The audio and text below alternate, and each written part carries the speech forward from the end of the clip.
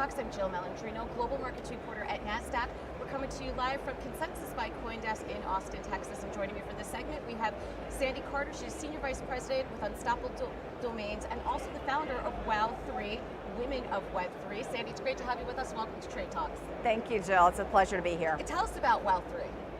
Yeah, so Unstoppable Women of Web3, or known as WOW3, is a movement to have more women educated on Web3.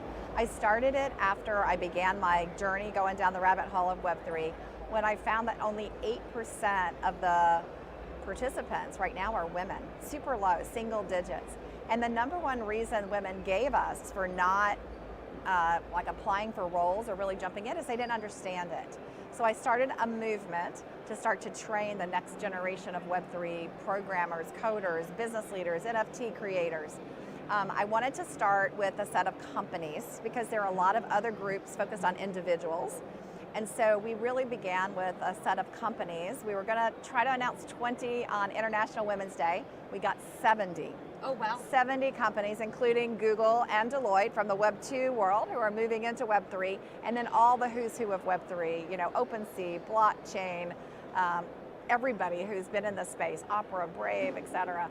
And so what we did here today is we're just growing that initiative. We've trained 35,000 women. It's just an amazing movement that we're seeing in the market. And I think it's great to get there on the ground floor. My background's in traditional finance, and it took a long time for the industry to build a foundation for women and mentorship and programs and so forth to help them break that glass ceiling. So, you know, Web3 and the digital asset space is still so young relative to traditional finance. So it's good to see that these initiatives are happening now versus being reactive down the road.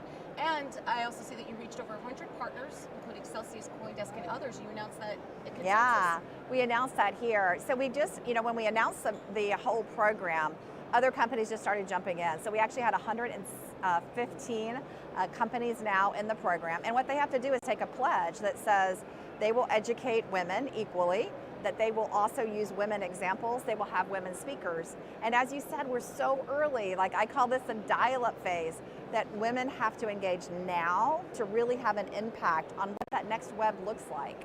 It's just imperative. It certainly is. And you're also launching Metaverse headquarters, I learned. Yeah, so Decentraland, as part of our efforts, gave us land in Decentraland, which was super nice of them. And so we decided to build our headquarters, not in the real world, but in the Metaverse. So we launched as well our headquarters.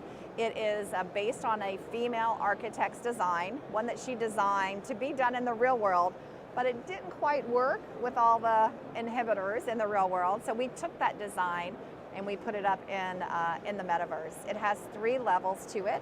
On the first level, it features all of our member companies, 115 companies. On the second level, it features our list of 100 most inspirational women in Web3. So all the pictures are up. You can go and click on the picture, get to their information, their bio, their Twitter handle. So it's really awesome. And I did that because people were saying there aren't many women. So I wanted to showcase the women who are there, because if you can see it, you can be it. And then on the third floor, we've got what we call an information bar up there. So you can go and learn more, figure out how to become a partner, start taking classes right away. So it's really a powerful headquarters. Well, the advantage of having in the Metaverse too, it's not static like a building. You can continuously grow, revise, update all that kind of information. So yeah, it grows with you as the organization grows. So to wrap up here, what's next? What does the calendar look like for WOW3? Well, we're going to be publishing a speakers bureau. You know, I got to keynote at South by Southwest, and I'm doing panels here. And so I'm getting a lot of reach outs going, we want more women to speak on Web3, but there's none. So Sandy, can you come? And I'm like, no, there's lots. So we're going to do a speakers bureau. So conferences like Consensus and others can find those gems of women who do speak. So that's one of the things that we're working on. We're also working on local chapters. So it became very apparent when we did our live event here. A lot of women come from, you know, like Topeka, Kansas. They don't have access to everything that we do.